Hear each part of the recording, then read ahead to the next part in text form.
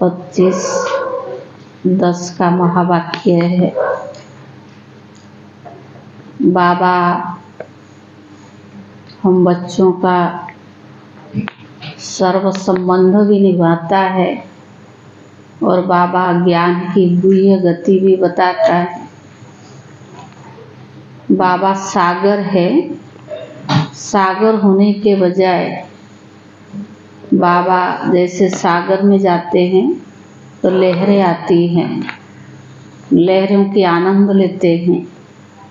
ऐसे बाबा ज्ञान सागर होने के कारण बाबा हमें ज्ञान की अलग अलग प्रकार की लोरी लहराकर हमें संपन्न बनाना चाहते हैं।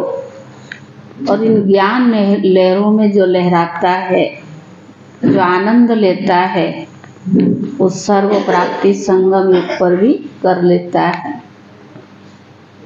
और आजकल बाबा की महावाक्य में बाबा 2 बात तो दोहराता ही है कि अपने को आत्मा समझना एक पहला फरमान है। दूसरा फरमान क्या है? मुझ बाप को याद करना, आत्मा समझकर। तो आज भी बाबा ने कहा बाबा की याद में ही ज्ञान, योग, ये क्या ना, भक्ति, ज्ञान, भक्ति और वैराग्य। अगर आप बाप की याद में रहते हैं तो इनमें ये तीनों चीजें समाया हुआ है। जितना हमारी याद की अवस्था परिपक्व होती जाती है उतना हमारे अंदर ज्ञान भी भरता है और उतना वैराग्य भी आता है। तो उतना बाबा ने कहा है ज्ञान भक्ति भी छूट जाता है। यही नया ज्ञान होने के कारण बाबा योग को ही आधार बनाकर हमें चलाते हैं। दूसरी बात बाबा ने कहा भक्ति और ज्ञान में क्या अंतर है, कंट्रास्ट क्या है। बाबा ने कहा भक्ति को योग नहीं कहेंगे पर योग को भक्ति कहेंगे। कि अगर बाबा को योग करने के लिए, याद करने के लिए आपको भी भक्ति भाव चाहिए, प्यार चाहिए, अभिव्यचारी याद चाहिए। तो बाबा ने कहा भक्ति में भगवान को बुलाते हैं, ज्ञान में भगवान प्राप्त होता है। लेकिन प्राप्त होने के बाद भी बाबा से अभिव्यचारी याद तब रहेगी जब हमारा भक्ति भाव होगी। और ज्ञान मार्ग में एम ऑब्जेक्ट है और भक्ति में कोई एम ऑब्जेक्ट नहीं है। आज बाबा ने दोनों चीजों को स्पष्ट किया है। सार है मीठे बच्चे, तुम बेहद के बाप को याद करो, इसमें ही ज्ञान, भक्ति और वैराग्य तीनों समाया हुआ है। यह है नई पढ़ाई।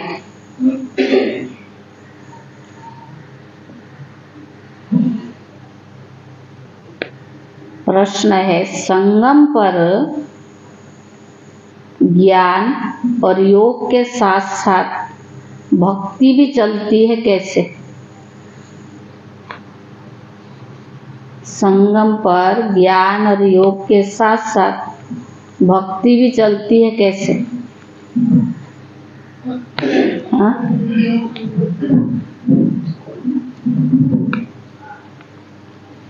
उत्तर है वास्तव में योग को भक्ति भी कह सकते हैं। लगन चाहिए ना, प्यार चाहिए, भगवान से प्यार होगा तभी तो योग लगाएंगे ना। तो वास्तव में योग को भक्ति भी कह सकते हैं क्योंकि तुम बच्चे अभिव्यचारी याद से रहते हो। भक्ति में तो बाबा ने कल भी कहा बखेरा बहुत है और यहाँ हमारे को एक बाप के ही याद में रहना है। क्योंकि तुम बच्चे अभिव्यचारी याद में रहते हो, तुम्हारी ये याद ज्ञान सहित है। इसीलिए इसे योग कहा गया है। तुम्हारी ये ज्ञान याद सहित है इसीलिए इससे योग भी कहा गया है। द्वापर से सिर्फ भक्ति होती है, ज्ञान नहीं होता। इसीलिए उस भक्ति को योग नहीं कहा जाता।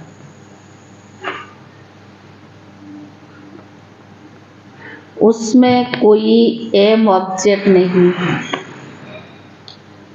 उसमें कोई एम ऑब्जेक्ट नहीं है। अभी तुम्हें ज्ञान मिलता है,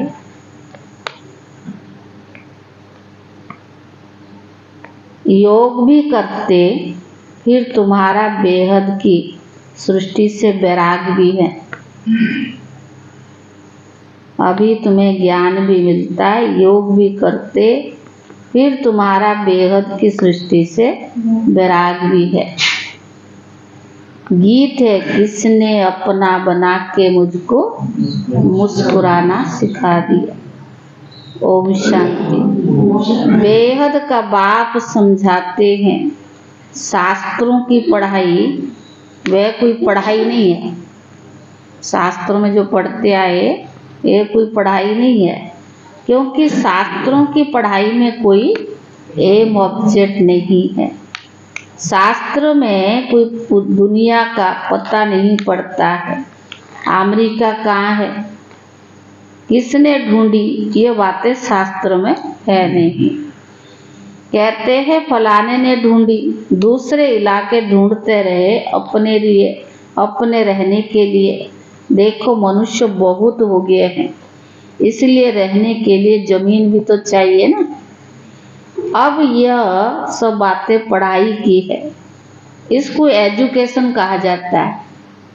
जो भक्ति है उसको एजुकेशन नहीं कहेंगे, और ज्ञान की पढ़ाई को एजुकेशन कहा जाता है। तुम्हारा भी ये एजुकेशन है, इसको आश्रम कहे व यूनिवर्सिटी कहे, इसमें सब आ जाता है। उस पढ़ाई नक्शे आदि और है, शास्त्र में रोशनी नहीं मिलती है। पढ़ाई से ज्ञान माना रोशनी है ना, तो बाबा ने कहा इससे रोशनी मिलती है पढ़ाई से।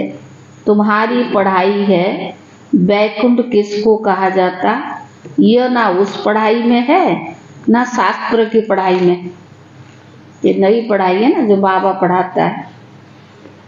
यह नॉलेज हो गई, एक बाप ही बतलाते हैं।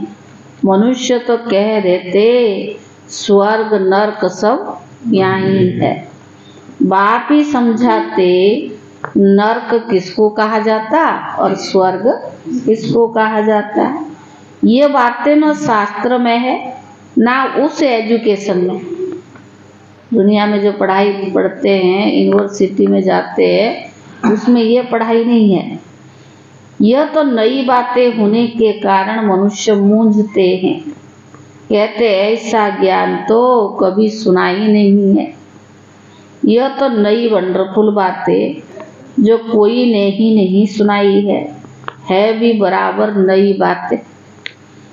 ना उस एजुकेशन वाले सुना सकते, ना सन्यासी आदि सुना सकते हैं। इसीलिए परमात्मा को ही ज्ञान का सागर कहा जाता है। बेहद की हिस्ट्री ज्योग्राफी समझाते, बाबा के सिवाय कोई बेहद की हिस्ट्री ज्योग्राफी समझा नहीं सकते। ज्ञान से स्वर्ग और नरक का विस्तार भी सुनाते हैं। यह नई बातें हैं ना, इस पढ़ाई में सब कुछ है, ज्ञान भी है, योग भी है, पढ़ाई भी है और भक्ति भी है। योग को भी भक्ति कहा योग को भक्ति भी कह सकते हैं, क्योंकि एक बाप को याद करते बाबा ने कहा, क्योंकि एक के साथ योग लगाना उनको याद करना होता है। वह भक्ति लोग भी याद करते, पूजा भी करते हैं, गाते भी है। वह भक्ति करना कोई योग नहीं कहेंगे, वो भक्ति को कोई योग नहीं कहेंगे। समझो जैसे मीरा थी, कृष्ण के साथ योग लगाती थी, उनको याद करती थी, परंतु उसको भक्ति कहा जाता है, ज्ञान नहीं। उनकी बुद्धि में कोई एम ऑब्जेक्ट नहीं था, उनको याद करती थी। इसको ज्ञान भी कहते, भक्ति भी कहते। जो बाबा सुनाते इसको ज्ञान भी कहते और भक्ति भी कहते। योग लगाते एक बात को याद करते हैं। सतयुग में ना भक्ति होती है ना ज्ञान होता है, संगम पर ज्ञान और भक्ति दोनों है ही। और द्वापर से लेकर सिर्फ भक्ति चलती आई है। किसको याद करना उसको क्या कहते हैं? किसको याद करना उसको भक्ति कहते हैं। यहाँ तो ज्ञान भी है और योग भी है, भक्ति भी है। समझ सकते हैं वह सिर्फ भक्ति है। तथ्य से योग लगाते हैं, परंतु उनका है अनेकों से योग, इसीलिए उनको भक्ति कहते हैं। तुम्हारा यह है हाँ एक के साथ। बाबा ने कहा तुम्हारा है व्यभिचारी योग, अव्यभिचारी। यह ज्ञान सागर खुद बैठ समझाते हैं। योग लगाना होता है, वह तो आत्मा को ही नहीं जानते, हम तो जानते हैं। परमात्मा बाप के साथ बुद्धि योग लगाने से हम बाप के पास ही चले जाएंगे। यह बावन का वो हनुमान को याद करते हैं तो उनका साक्षात्कार हो जाता है, उनको व्यभिचारी कहा जाता है। यह है अव्यभिचारी योग, सिर्फ एक बाप को याद करना। तो इससे ज्ञान, भक्ति और वैराग सब इकट्ठे हैं। वह उन्हों का सब अलग अलग है। भक्ति अलग है, ज्ञान भी सिर्फ शास्त्रों के वैराग शास्त्रों का है, वैराग भी हद का है। यहाँ बेहद की बातें हैं ना, हम बेहद के बाप को जानते हैं, इसीलिए उनको याद करते हैं। वह भले शिव को याद करते हैं, परंतु उससे विकर्म विनाश नहीं होंगे, क्योंकि यह वह ऑक्यूपेशन को नहीं जानते। विकर्म विनाश होने का ज्ञान ही नहीं है। वो भक्ति करते हैं पर विकर्म विनाश होने का ज्ञान उनके पास नहीं, क्योंकि अपने को नहीं जानते ना, बाप को भी नहीं जानते और अपने को भी नहीं जानते। यहाँ तो बाप की याद से ही विकर्म विनाश होते हैं। वहाँ काशी कलवट खाते तो उनके विकर्म विनाश होते, भोगना भोगनी पड़ती है। परंतु ऐसे नहीं कि तुम्हारे माफिक आस्ते आस्ते कर्मातीत बनते नहीं, उनके विक्रम सजाएं खाते खाते खत्म होते हैं, माफ हो जाते हैं, माफ नहीं हो जाते। यह तो पढ़ाई भी है, ज्ञान भी है और योग भी है। इससे सब है, सिखलाने वाला भी एक ही बाप है। इसको आश्रम अथवा यूनिवर्सिटी इंस्टीट्यूशन भी कहा जाता है। लिखा हुआ बड़ा अच्छा है। आगे ओम मंडली नाम रोंग था, अभी तो समझ आई। तो बाबा ने कहा यह नाम बिल्कुल अच्छा है। कोई को भी समझा सकते हो कि ब्रह्मा कुमारी तो तुम भी हो, ब्रह्मा कुमार तो तुम भी हो। बाप सबका रचयिता है, उनको पहले पहले सूक्ष्म वतन रचना है। ब्रह्मा विष्णु शंकर है सूक्ष्म वतन वासी। नई सृष्टि रचते हैं और प्रजापिता ब्रह्मा भी जरूर चाहिए। सूक्ष्म वतन वाला तो यहाँ आ न सके, फरिश्ता बनेंगे तभी तो सूक्ष्म वतन में जाएंगे ना। तो बाबा ने कहा यहाँ बाबा ब्रह्मा मुख वंशावली बनाते हैं। वह है संपूर्ण अव्यक्त, और यहाँ तो साकार ब्रह्मा भी चाहिए।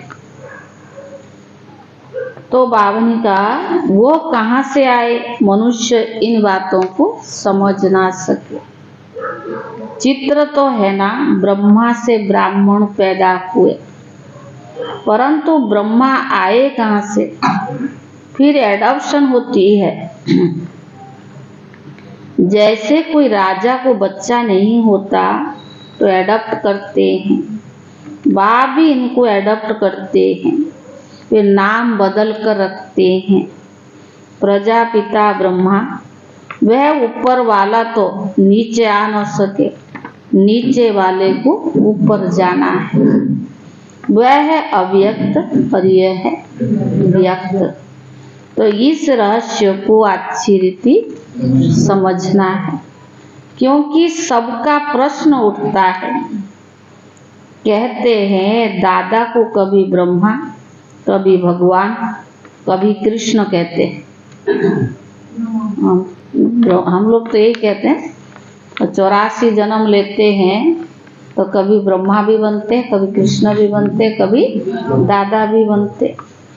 अब इनको भगवान नहीं कहा जाता है, बाकी ब्रह्मा और कृष्ण को कह सकते हैं, क्योंकि श्री कृष्ण सुंदर से श्याम बनता है।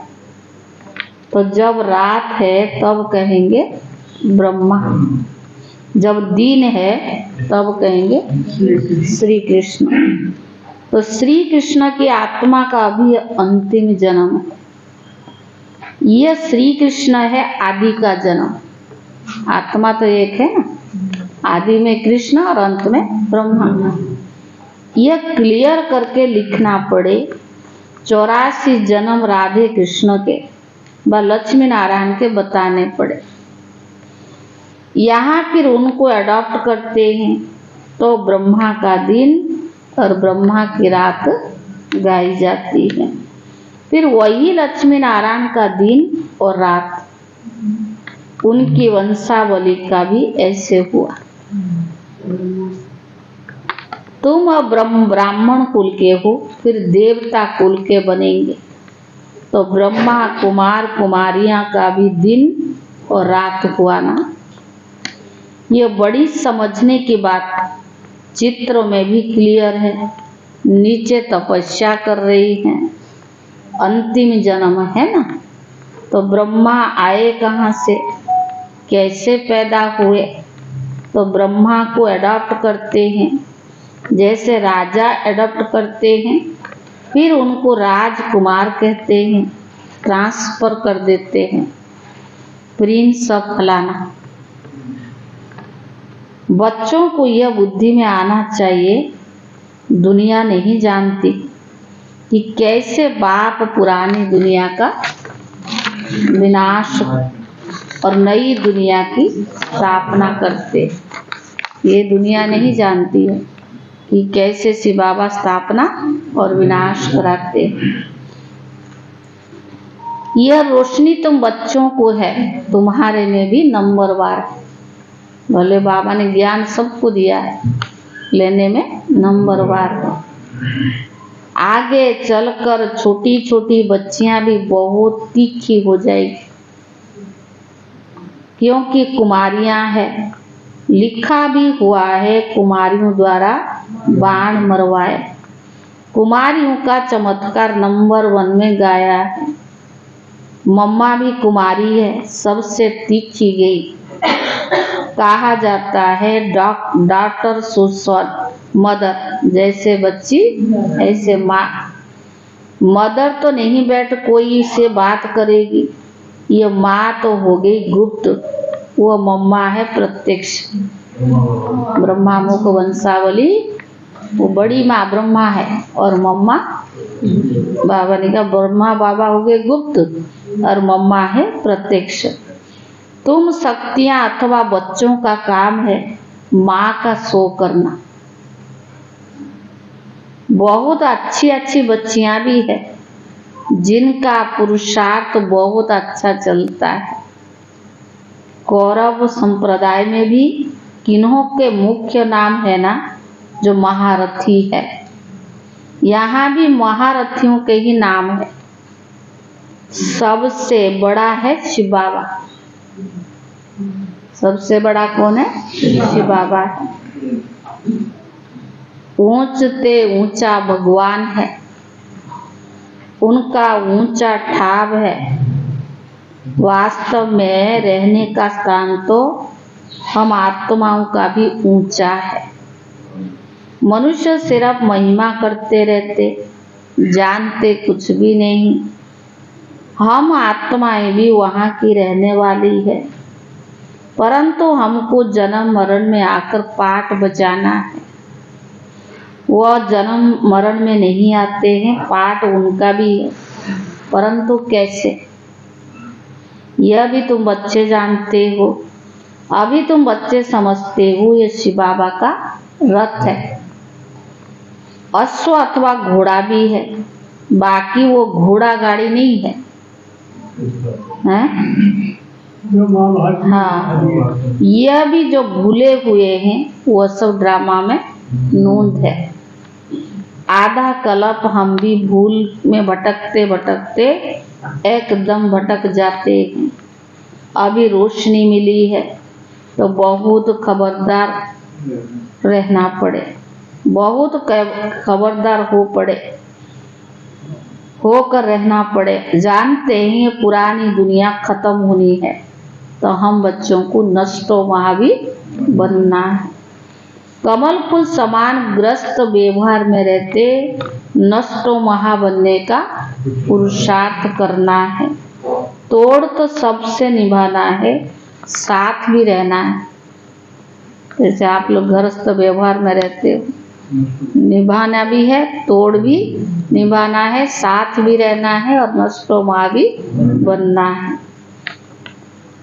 तो बाबा ने कहा, यहाँ बाबा ने कहा साथ भी रहना। ये भट्टी भी बनी थी जैसे कल्प पहले बनी थी।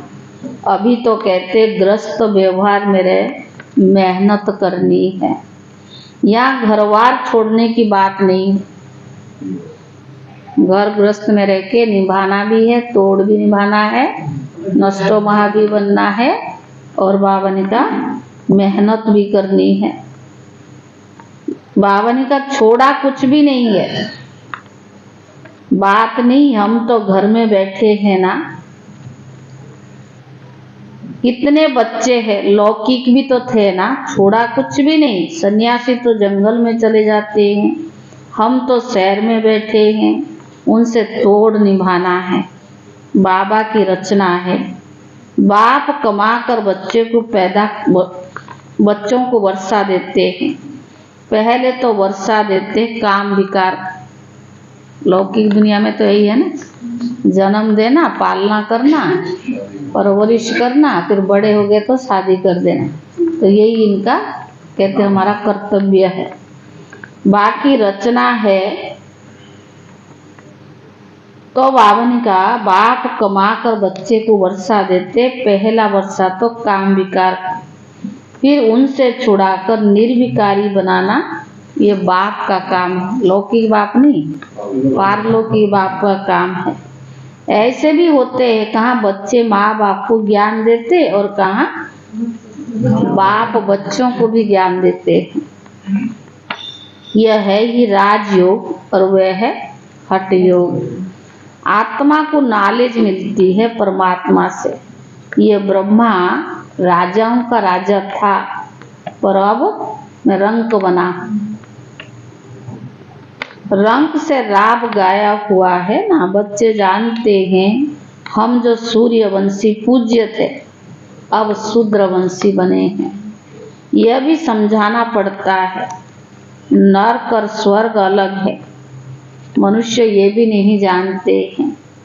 तुम्हारे में भी कितने बच्चे कुछ भी नहीं जानते, क्योंकि तकदीर में नहीं है। तो पुरुषार्थ क्या करेंगे? किनकी तकदीर में कुछ है नहीं और किनकी तकदीर में सब कुछ है। सारा डिपेंड किस पर करता है? पुरुषार्थ पर ना। तकदीर पुरुषार्थ कराती है, तकदीर नहीं तो पुरुषार्थ क्या करेंगे? एक ही स्कूल चलता रहता है, कोई बच्चे आधा में गिर पड़ते, कोई चलते चलते मर भी पड़ते हैं। जन्म लेना और मरना ये तो बहुत होता है। ये नॉलेज कितनी वंडरफुल है, नॉलेज तो बहुत सहज है। बाकी कर्मातीत अवस्था को पाना, इसमें सारा मेहनत है। जब विक्रम विनाश हो तब हम उड़ सकेंगे। ध्यान से ज्ञान श्रेष्ठ है। ध्यान में माया के विघ्न बहुत पड़ते हैं, इसीलिए ध्यान से ज्ञान अच्छा है। ऐसे नहीं कि योग से ज्ञान अच्छा है, लेकिन ध्यान से ज्ञान अच्छा है। ऐसा नहीं कि योग से ज्ञान अच्छा है। कई लोग ज्ञान ध्यान में जाने के लिए चाहते ना, कहते भगवान ये भी थोड़ा सा हमें प्राप्त करा देवे कि हम ध्यान में चले जाए, कुछ दिखा देवे। बाबा ने कहा उससे तो ज्ञान अच्छा है। ध्यान के लिए कहा जाता है, ध्यान में जाने वाले आज है नहीं। यज्ञ में कितने आए, ध्यान में जाते थे, संदेश ले आते थे, आज वो है नहीं। योग में तो कमाई होती है, विक्रम विनाश होते हैं। ध्यान में कोई कमाई नहीं है और थोड़े समय खुशी मिल जाती है। योग और ज्ञान में कमाई है। ज्ञान और योग बिगर हेल्दी वेल्दी नहीं बन सकते हैं। फिर भी घूमने फिरने का एक आदत पड़ जाती है, यह ठीक नहीं है। ध्यान में जाना, बाबा कहता घूमना फिरना है। ध्यान नुकसान बहुत करता है। ज्ञान है 1 सेकंड का, योग कोई सेकंड का नहीं है। जहाँ जीना है वहाँ तक योग लगाते रहना है। ज्ञान तो सहज है, बाकी एवर हेल्दी निरोगी बनना, इसमें मेहनत है। सवेरे उठकर याद में बैठने में विघ्न भी बहुत पड़ते। पॉइंट्स निकालते हैं तो बुद्धि कहाँ कहाँ चली जाती है। सबसे जास्ती तूफान पहले नंबर वालों को आएगा, बाबा ब्रह्मा बाबा को, तभी तो अनुभवी बनाएगा ना। तो बाबा ने कहा शिव बाबा को तो नहीं आ सकता है। बाबा हमेशा समझाते रहते तूफान बहुत आएंगे। जितना याद में रहने की कोशिश करेंगे उतना बहुत तूफान आएंगे। उनसे डरना नहीं है, याद में रहना है, स्थिर होना है। तूफान कोई हिला न सके। ये बाबा का अंत की अवस्था है। यह है रूहानी रेस। शिव बाबा को याद करते रहो। यह भी समझने की और धारण करने की बात है।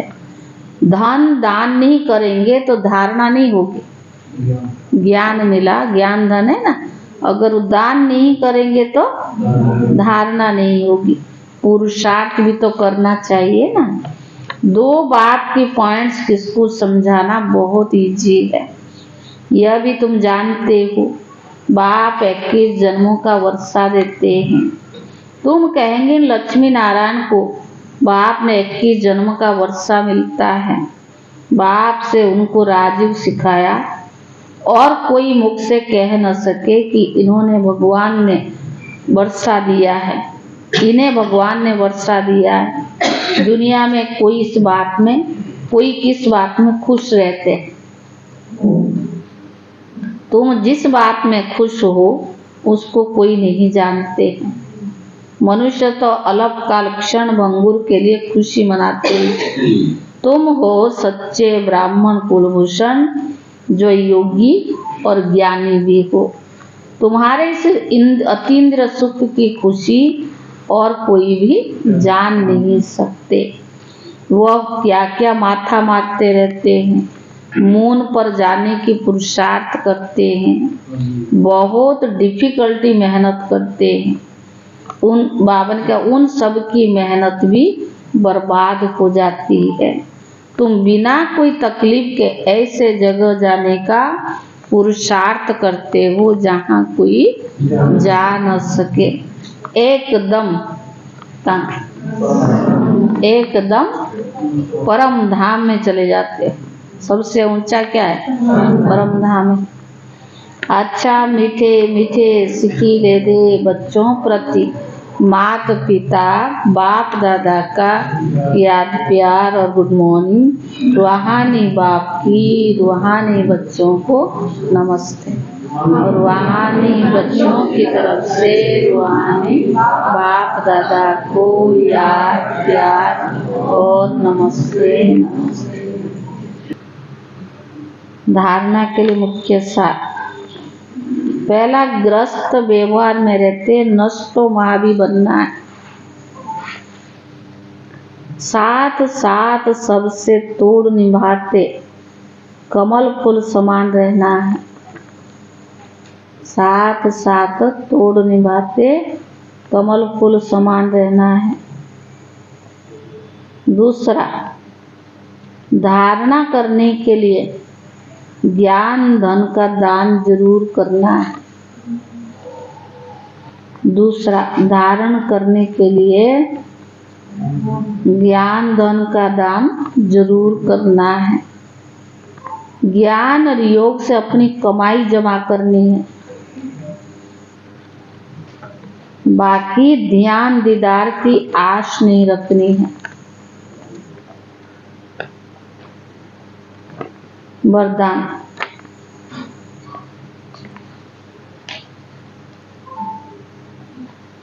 संतुष्टता के सर्टिफिकेट द्वारा भविष्य राज्य भाग्य का तख्त प्राप्त करने वाले संतुष्ट मूर्ति भव। हाँ, संतुष्टता के सर्टिफिकेट द्वारा भविष्य राज्य भाग्य का तख्त प्राप्त करने वाले संतुष्ट मूर्ति भव। संतुष्ट रहना और संतुष्ट करना, यह स्लोगन सदा आपके मस्तक रूपी बोर्ड पर लिखा हुआ। संतुष्ट रहना और सर्व को संतुष्ट करना, ये स्लोगन सदा आपके मस्तक रूपी बोर्ड पर लिखा हुआ हो, क्योंकि इसी सर्टिफिकेट वाले भविष्य में राज्य भाग्य का सर्टिफिकेट लेंगे। तो रोज अमृत वेले इस स्लोगन को स्मृति में लाओ। जैसे बोर्ड पर लिखते हैं ना, स्लोगन लिखते हैं, ऐसे सदा आपके मस्तक के बोर्ड पर यह स्लोगन दौड़ाओ। जैसे बोर्ड पर स्लोगन लिखते, ऐसे सदा अपने मस्तक के बोर्ड पर यह स्लोगन दौड़ाओ। सभी संतुष्ट मूर्तियां हो जाएंगे। जो संतुष्ट है वो सदा प्रसन्न है। तो खुद संतुष्ट रहते हैं, वो सदा खुश रहते हैं, प्रसन्न है। स्लोगन। आपस में स्नेह और संतुष्टता संपन्न व्यवहार करने वाले ही सफलता मूर्त बनते। आपस में स्नेह स्लोगन है और संतुष्टता संपन्न व्यवहार करने वाले ही सफलता मूर्त बनते। आज है 25 अक्टूबर। आज का अव्यक्त इशारा है, मन में यह संकल्प उठना कि विजयी तो अंत में ही बनेंगे, अंत में निर्विघ्न और विघ्न विनाशक बनेंगे। यह संकल्प ही रॉयल रूप का अलवेलापन है। लास्ट में हम बनेंगे, ये संकल्प क्या है? रॉयल रूप का अलवेलापन है, अर्थात रॉयल माया है। यह संपूर्ण बनने में विघ्न डालता है। यही अलवेलापन सफलता मूर्त और समान मूर्त बनने नहीं देता है। इसीलिए इन संकल्पों से मुक्त बन विघ्न विनाशक स्थिति बनाओ। इससे सर्व शक्तियां सफल हो ही जाएगी। ओम शांति।